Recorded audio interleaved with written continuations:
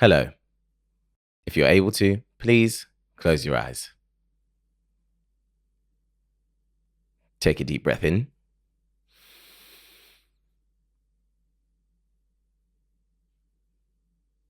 and a deep breath out.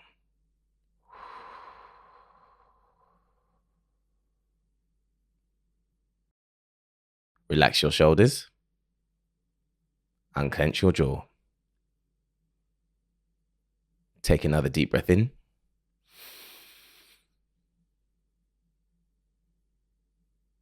and another breath out.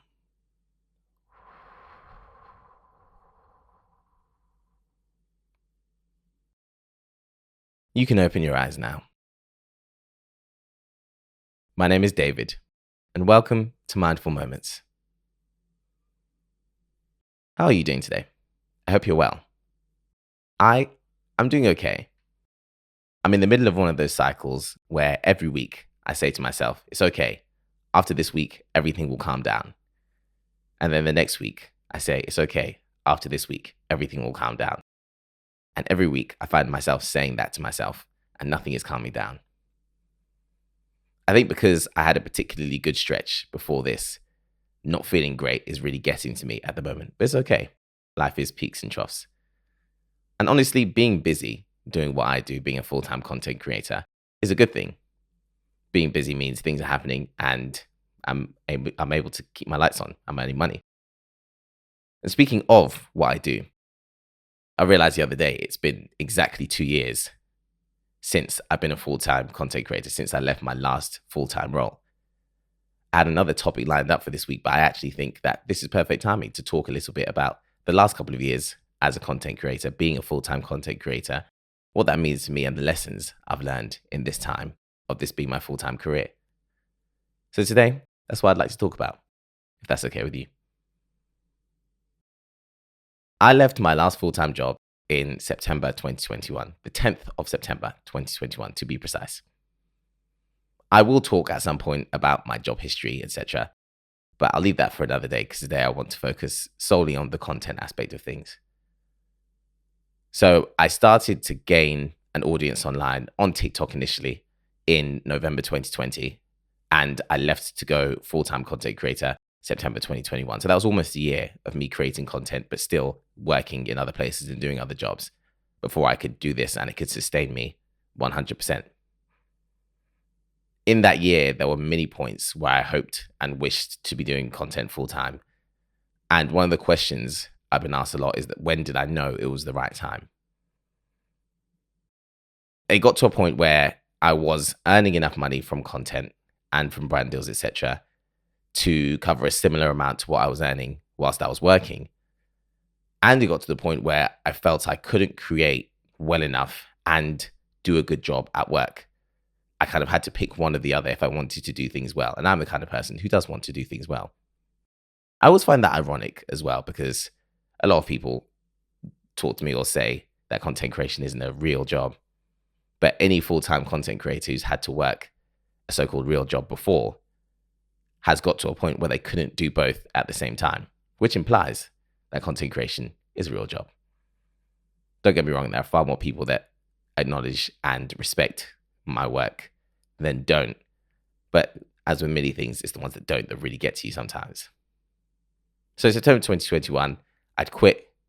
I was managing all my own stuff at that time.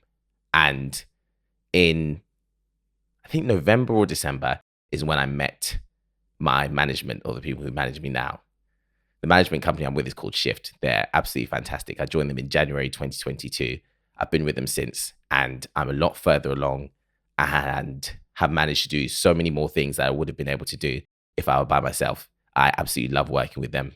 They've been absolutely wonderful for me, and we have an amazing working relationship. I want to talk a little bit about being managed and doing things by yourself, especially for any, I think this episode might be very helpful, if not helpful, just interesting for anyone who's hoping to do content, whether it's full-time, do more of it, post things, etc. I really want not so much to give advice, but just to hopefully explain some things and give some of my insights. And I hope that that's of help or of interest to anyone who's thinking about doing content or anyone who does content. And hopefully it'll answer some of the frequently asked questions that I get about being a full-time content creator. So I joined my management January 2022. I think with creators and management, there is a bit of a misconception that once you get a manager, everything is sorted. Your life is easy, everything is done for you, and you barely have to do anything. But the best management and talent partnerships are ones where there is a real 50-50 effort. My career, my creative career, is my career. It's exactly that. And therefore, it's my responsibility before anyone else's. My working relationship with my management is so good, not only because their values, their ethos, their work ethic is so incredible. It's because I put in even more effort than they do. So the effort that they put in goes as far as it can. And they are always willing to go above and beyond for me as well, because they know how hard I'm working on stuff independently. The 50-50 relationship means that I can take care of the 50% that I'm best at, and they can take care of the 50% that they're best at. So before I joined them, I was really struggling in terms of contacts, how to outreach to businesses, how to offer my services, how to even present myself to brands and companies, which is how I earn most of my income. I was also really struggling when it came to keeping up with admin, emails, negotiation, knowing what terms meant, all of that kind of stuff. And Shift, my management agency, are fantastic at that. They're really, really good at all of those things. On top of that, they're really good at suggesting to me potential avenues of content, potential brands that I could work with, all of that kind of stuff. And we are very set on my values, the people I will and won't work with, the things I want to do, the spaces I want to enter. And that stuff has to come from me. So I am very good at creating the content itself. I know what my values and my ethos and the things I want to reach for are. Before I had any management, before I had anyone in my team or in my corner, I always knew that I never wanted to endorse anything that I wouldn't use or wouldn't be part of myself. I never wanted to disrespect my audience that way or my community that way. I believe that I exist in the community. And the only reason I have the things I have and have the career I have is because of that community and the people who give me their time and give me their respect in order to watch my content, value it, give me feedback, respond to it. And I owe them a lot. I give them a lot and I owe them a lot. Both of those things exist at the same time. Because of that, I never want to disrespect them by putting my name to, endorsing, putting something in front of them that isn't what they followed me for. It's not, it doesn't fit with the ideology and the things that I put out and the way that I am as a person. I never want to do that. And I was very clear about that when I joined my management, and they 100% agreed with me, which to me was wonderful. It meant that we were a good fit. Because of those things, I'm very keen to update them on any new avenues I'm going down. They outreach on my behalf to brands and to companies and to people I could potentially work with, but I also am very on top of giving them directions to go in. It's not enough for me to just sit back and say, okay, I want to be more into the fitness. I want to be more into the fitness industry. I want to work with fitness brands, and just leave it at that. It's for them to be able to help me. I need to say, okay, I like this, and this fitness brand because of the way they do this and the way they do this. I feel like my content would fit them because of this, and this. So could we outreach them, and they'll do a fantastic job of doing that. And when I want those things to happen, I need to create the content to make it happen. There's no point me wanting to work with fitness brands and doing absolutely no fitness content whatsoever and having no examples that I can show them of how I would benefit them if they were to work with me. So working with management and working with good management has really taught me a lot about what my content needs to be like if I want to work with certain brands, about having a good working relationship with people who are working in my best interests, but don't have the same level of responsibility to me that I do. And that is one of the things about being a full-time content creator that really creates a lot of pressure that people sometimes might not be ready for, is that your responsibility to yourself is total and constant. Not just in the content I create, but in the way that I live my life outside of the content I create. Part of the big reason for me doing 75 Hard earlier this year was that I need my mind to be in the right state and in the right place for me to be the best creator I know I can be. So I've been with them since January 2022. They've been absolutely wonderful. Their TikTok page is WeShift, WESHFT. And I recommend that because whether you are someone who is managed as a creator, whether you are looking for management, whether you want to be independent, they just have a lot of great information there to help creators. And that's another thing as a full-time creator, I feel like, unlike a traditional job, you don't have a workplace, you don't have colleagues, you don't have necessarily people you can talk to about the things that you're going through, or even a lot of terms that are used and thrown around you don't know. You learn on the job. So the more communities you can find and the more good information you can find out there, the better. And that's one of the reasons I'm proud to be at the agency I'm with, because they really do share a lot of information and try and help creators, even the ones that they don't represent, and try and make this a fairer industry for all of us. Let's get back to my personal journey and content creation full time as pertains to me. At the beginning of my content creation journey, being a full time creator, the positives are very positive. Being a full time content creator is a real privilege, and I'm constantly aware of that privilege. It's the privilege of being able to do what you want for a living. And I completely understand sometimes how that comes across to people as me not working. But that's something, a misconception that I fight against quite strongly. One of the big positives is freedom. I get to choose my structures. One of the big mistakes I made at the beginning was thinking that I didn't need to have a structure because I'm a full-time creative. I get to create. Anything can be whatever I want it to be, so I don't have to put structures in for myself. And that mindset was very harmful, very damaging at the beginning, because I get to set all my own time and I have all my time to myself. I would find myself scrolling TikTok at 3 a.m., looking for my next idea, looking for inspiration, not even enjoying it anymore, rather than being asleep and resting and doing the things that I needed to do for myself. And it took me a while to realize that being a full-time creative, the privilege isn't that you don't have to have structures. It's that I get to choose my own structures. Rather than having work dictate when I do certain things, I get to set my work around when I want to do certain things. But that means that I need to be strict and disciplined with my own structures.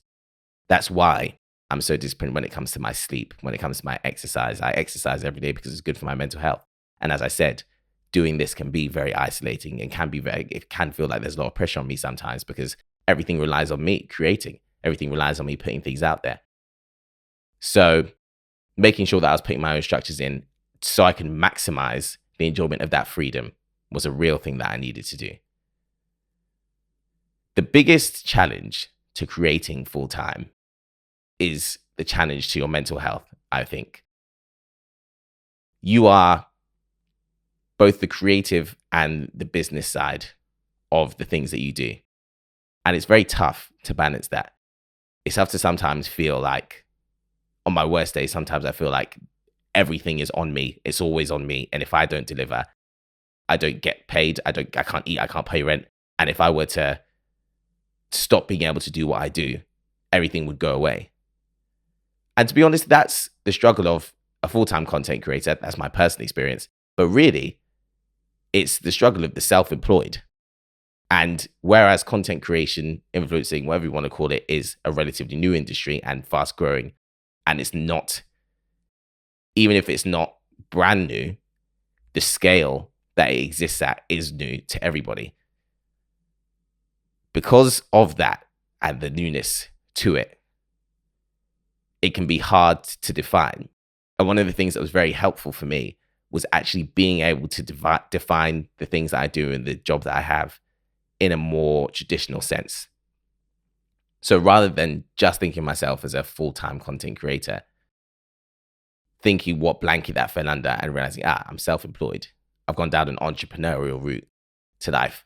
And even though there are things that are specific to content creation, once I adjusted my mindset to know that I fit under that blanket, there were many pieces of advice and transferable situations and scenarios and transferable advice that then helped me to better be able to bear the mental weight of doing what I do full time.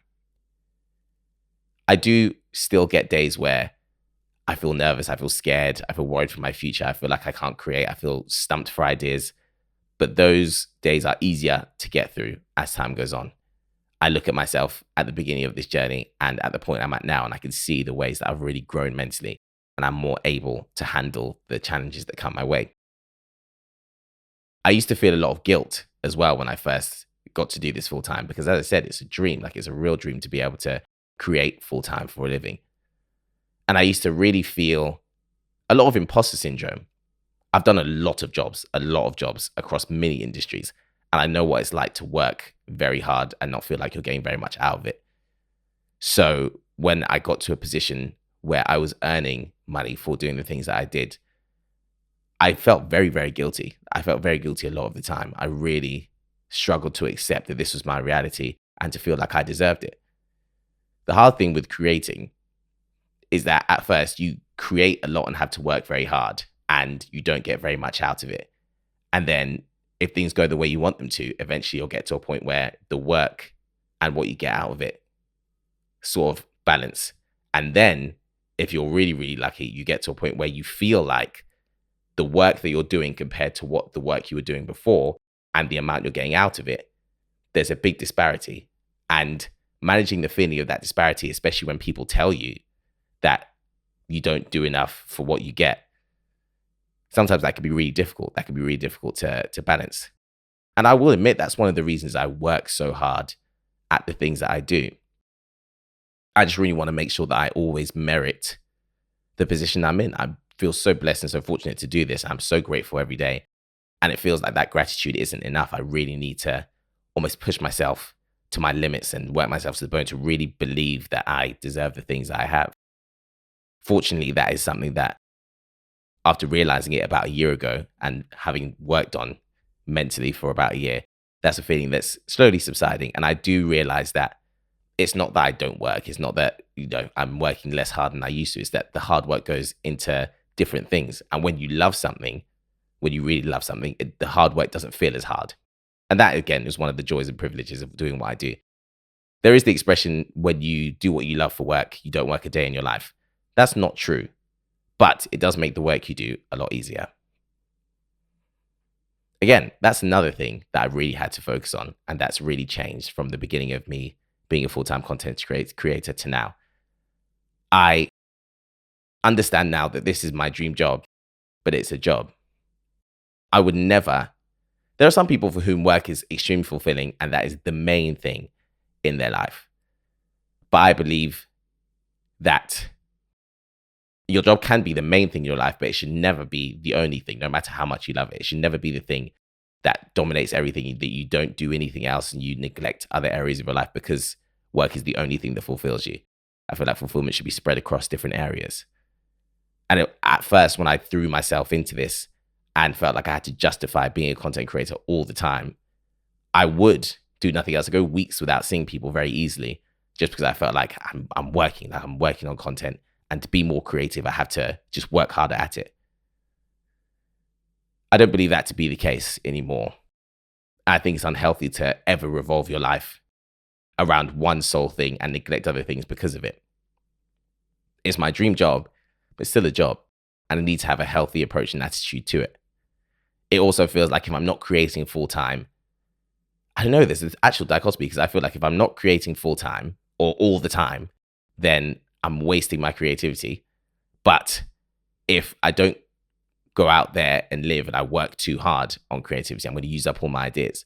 And neither of those things are true. The more you create, the more creative you get. But you need to take breaks from creating and live to actually continue to be able to create.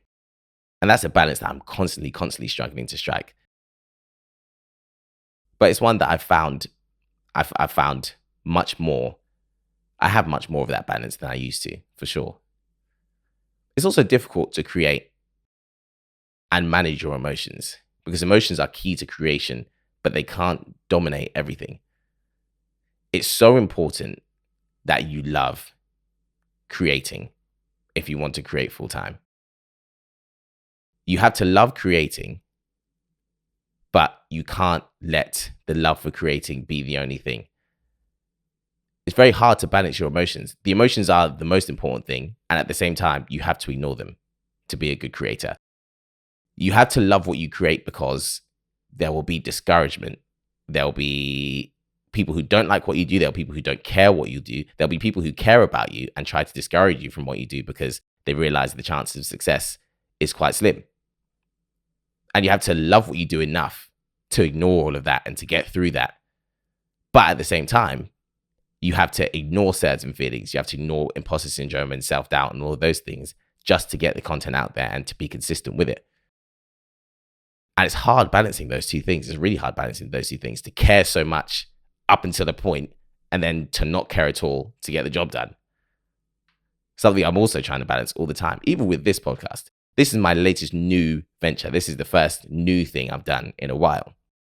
And it's very tough sometimes to feel comfortable with it. After every single episode I've recorded of this podcast, I think that wasn't a good episode. I'll even say to my girlfriend sometimes, I think I might need to record that again. That wasn't a good episode. And I will ignore that feeling, start editing it, and then realize, okay, yeah, that was fine. That was better than I thought. But that feeling happens every time. And that's after 2 years of me creating full time. I think I've started to realize that it's not so much that those feelings go away. It's just that you get used to them and you get better at ignoring them and doing what you need to do anyway. I have a lot more faith in myself now to create something good. And I have a lot more faith in myself to know that even when I don't feel good about the things I create, I'm still a good creator. I'm still good at what I do. So even if something isn't my best work, even if it could use improvement, I know that it's still of some quality. It's of a level of some quality. And I'm never going to let myself down in the things that I create and put out. And you know what? Worst comes to worst, and I don't like what I've made and I don't like what I put out, there's always time to improve. And there's always a way to look at that as something to drive and inform the future things I create. Nothing created is ever wasted. I truly believe that. In terms of advice, because I do get asked for advice a lot, I don't think anyone can give you a blueprint or tell you how to make a success of creating or being a creative. I think it's actually very interesting the way that works, because everybody's after a formula, the best formula. And there are best practices, and this is across everything, across in the industry. There are best practices in how to succeed, but there's never a guarantee for success. When someone succeeds, everyone looks at the things they did to get there. That's why we read biographies and we read autobiographies and we interview people and we ask people, because we're always trying to find out what exactly it was that led this person to success. And a person can only tell you how they succeeded. And then once you get loads of different people's stories together and you see the common factors, you can list that as the things you should follow to get to success. But then out of nowhere, someone will come who didn't follow any of those rules, did things all in their own way, and will take what they did and add that to the success formula. And then the cycle will repeat again. So really, you just have to try to do your own thing, apply what works for you, and see where that leads you. The biggest piece of advice, the biggest recommendation I could ever give to anybody is to start. That's not new advice. It's just, I think, always the most pertinent piece, especially when it comes to creating. When you start to create anything, there is a gap between the creator you are and the creator you want to be. You want to do certain things because you'll have seen it, or something will have moved you, or something will have inspired you, and you know you have the ability to do that yourself. And you want to be part of that, and you want to create that yourself. But you won't necessarily know how to get there, and you won't be that when you start. No matter where you are when you start, there will be room for improvement, and you'll need to improve. The sooner you get going with something, the sooner you will know what those improvements are and where you need to improve and what you need to do.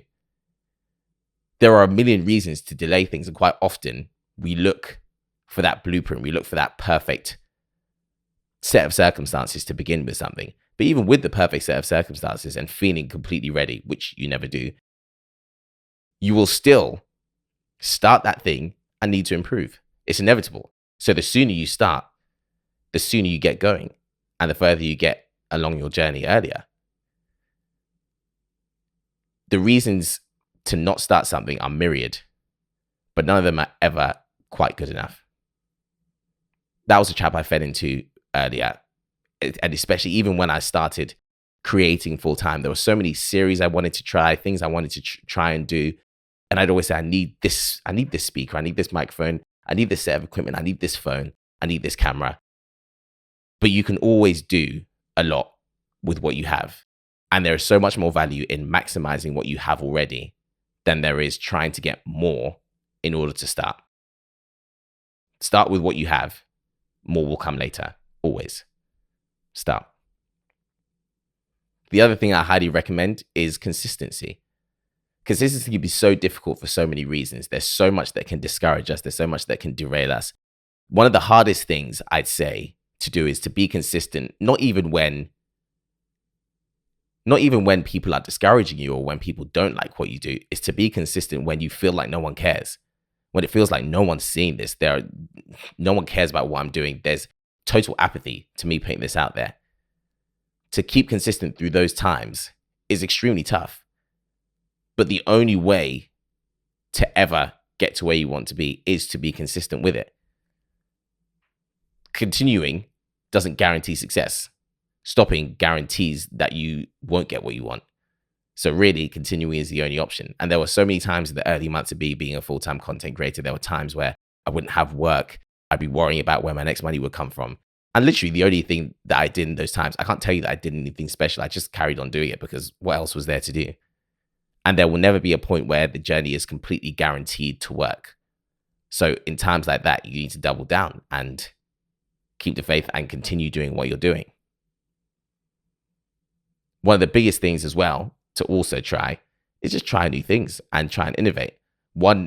Some of the worst feelings I've had since being a full-time content creator haven't even been when things are going badly. It's been when I don't feel creatively fulfilled. Earlier this year, the first half of this year, I'd say things were ticking along absolutely fine. I actually didn't feel in jeopardy in terms of my job. I felt like I was getting enough work to get by, all of that kind of stuff. But creatively, I didn't feel very fulfilled. I didn't feel like I was doing anything of note, anything that I really wanted to be doing. And I knew I had more to give. I didn't know where that was coming from. And the thing is, especially with content, when you've been successful with content and you found success doing certain series, etc., it's always hard to then start a new idea because it's almost like, I don't want to damage and ruin what I have already. And whenever you start something new, it doesn't even matter if you have an audience or not. If you start something new, it can take a while to find an audience for that new thing that you start. I'll start a new series of videos. I'll start a podcast. I'll start YouTube. And it will take me a while to generate interest for that new thing, even though I've got interest for other things that I'm doing. And sometimes that could make me feel like I wasn't a good creator, or maybe I'm not as good as I think, but it's not. Anything takes time. Especially with the nature of short form content, it's very easy to forget that. Because you can blow up overnight or you can go viral and all that kind of stuff, to build something that lasts takes time. It doesn't matter what area you're in. To build something that lasts takes time. And one of the things I'm much better at now is giving things time. Even if I start a new series and the numbers aren't very good or it feels like no one's watching, I'll give myself the time to make it work. And I won't discard the idea because, okay, no one's interested. I'm just going to go back to what I was doing before. Because I know ultimately, for me to keep being a good creator, for me to keep giving my community what I owe them in terms of good content and the best of me creatively, I need to push myself to create and to innovate and to put myself in more uncomfortable spaces. When I quit my job to do this full time, I thought that's the last time I'm ever going to have to be uncomfortable. I've made the big jump. Easy street from here on out. Not true. To grow, you have to take yourself out of your comfort zone and everything eventually becomes comfortable. So, beginning of this year, I'd got into a new comfort zone and I needed to break out of that. And to do that by choice is a very difficult thing, but the returns are wonderful every time. I grow as a creator every time I do that.